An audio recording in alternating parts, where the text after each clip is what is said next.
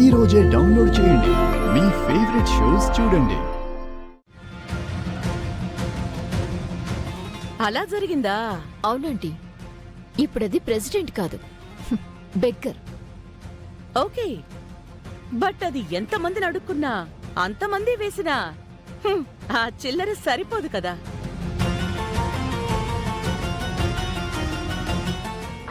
బొడ్డమ్మని ఎందుకు చేస్తారు?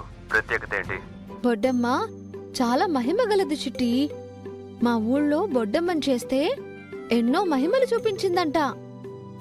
సంతానం లేని వాళ్ళకి అమ్మవారు ఆ భాగ్యం దక్కించారంట. ఒక ఆమె భర్తకి పెద్ద జబ్బు చేసి మంచాన పడితే డాక్టర్ గారు బతకరని చెప్పేశారంట. ఆమె బొడ్డమ్మని చేసి వేడుకుంటే ఒక మాయలాగా ఆయన వెంటనే లేచి నడిచారంట. ఇలా ఎన్నో బొడ్డమ్మ చూపించిన మహిమలున్నాయి తెలుసా? మా ఊళ్ళో కథలు కథలుగా చెప్పుకుంటారు చిట్టి. ఆడవారి సౌభాగ్యం కోసం కూడా బొడ్డెమ్మను చేస్తారు.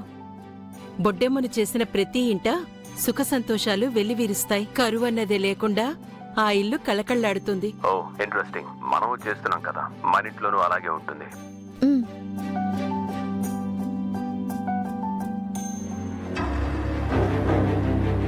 ఆంటీ, దానికి కాలేజీలోనే టెన్షన్ కాదు, ఇంట్లో కూడా రెస్ట్ ఇవ్వకండి. అలాగే చేస్తాను నిషా.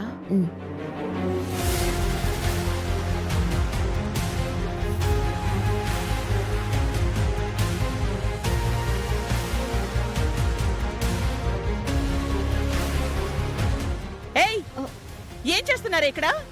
ఏం చేస్తున్నారు? అమ్మగారు, మేమేం చేశామండి? అదే నేను అడుగుతున్నాను. ఈ దరిద్రమైన చేతులతో ఏం చేస్తున్నావు? నవరాత్రులు మొదలయ్యే ముందు బొడ్డమ్మని చేయడం మన ఆచారం కదా అమ్మగారు. అందుకే బొడ్డమ్మని చేస్తున్నాము. మీ పల్లెటూరు ఆచారాలు ఇక్కడ చేయకు. మన ఆచారాలు అని చెప్పి నన్ను మీతో కలిపేయకు. చెంప పగల కొడతా. ఆ మట్టంటేనే అసహ్యం. తీసేయండి. ఏం మాట్లాడుతున్నారమ్మా? నువ్వు మాత్రం శాశ్వతమా? నువ్వు మాత్రం మట్టిలో కలవా? మట్టి లేందే మనిషి ఎక్కడున్నాడు? ఈ భూమంతా ఏంటి? ఇందులో మట్టి లేదా? నువ్వు నడుస్తున్న నేల మీద, నువ్వు ఉంటున్న బంగళా మట్టి మీదే కదా ఉంది. నువ్వు తింటున్న ఆహారం కూడా ఆ మట్టిలో పండించిందే. బొడ్డమ్మని చేసేది కూడా తల్లి అంతా నువ్వే మాకని ఆవిడ్ని వేడుకుని పూజిస్తారు. ఏదేదో వాగుతున్నావు. ఇది మన సంస్కృతి. మర్చిపోయారమ్మా? అయిపోయిందా హర్ష? నువ్వెన్ని చెప్పినా ఇది నా ఆచారంగా, నా సంస్కృతిగా నేను తీసుకోను.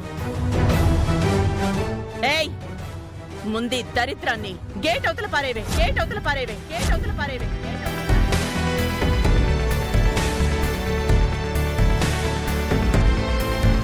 అమ్మగారు, దయచేసి మీరలా మాట్లాడకండి. అపచారం అమ్మగారు. బొడ్డెమ్మ ఆశీర్వాదాలుంటే ఆడవారి పసుపు కుంకుమలు క్షేమంగా ఉంటాయి. సంపూర్ణ ఆయుష్ ఆ తల్లి ఇస్తుంది.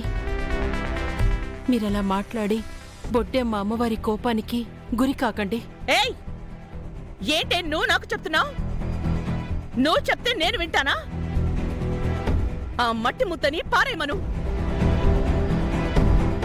ఈ రమాదేవి కోపానికి కాలే బోడిద తాకు. అమ్మా, మీరు బాగుండాలని చెప్తున్నాను. నార్మయ్, నార్మయ్, నార్మయ్, నార్మయ్.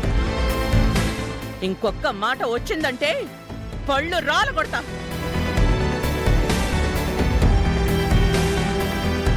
నేను బాగుండాలని నువ్వు చెప్పడమేంటే?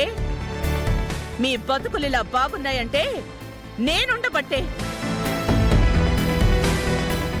ఈ మట్టి ముద్ద కాదు మీ కడుపులు నింపుతోంది. నేను మీకొక మనస్సాక్షి ఉండేడిస్తే నన్నే మీరు అమ్మవారిగా పూజించుకోవాలి.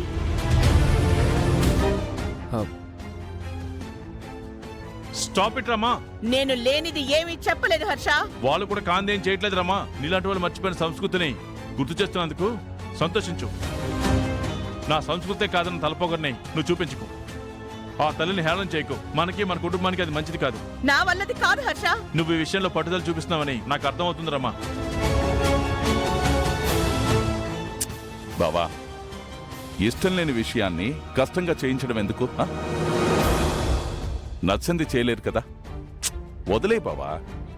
సరే జగదీష్, చెప్పడం వరకే చేయగలను. ఆ, వినడం వినకపోవడం వాళ్ళ కర్మ. కానీ చేస్తున్న వాళ్ళు మాత్రం ఆపద్దు. నేను ఊరుకోను. అమ్మ చామంతి, మీరు చేయండి అమ్మా. మీరు కూడా అలా చూస్తూ నిలబడతారేంటమ్మా? ఈ ఇంటికి నువ్వు పెద్ద కోడలివి, నువ్వు కాబోయే కోడలివి. మీరు కూడా బుడ్డెమ్మలు చేయడంలో పాల్పంచుకోండి. మావయ్య, నాకు ఇలా మట్టి పిసికి చేయడం చేత కాదు. నాకు ఆ స్మెల్ అంటేనే పడదు మావయ్య. సారీ. అమ్మ దీక్ష, మావయ్య, నాకు అర్జెంట్ పనుంది మావయ్య, నేను వస్తాను. సరిపోయారు. ఒకరికి ఎక్కువ కాదు, ఒకరికి తక్కువ కాదు. అమ్మ చామంతి, నువ్వే ఇంటికి దొరికిన ఆనుముచ్చానివి. నువ్వే మొదలు పెట్టమ్మా. బొడ్డమ్మను మీరే పూర్తి చేయండి. అలాగే అయ్యగారు.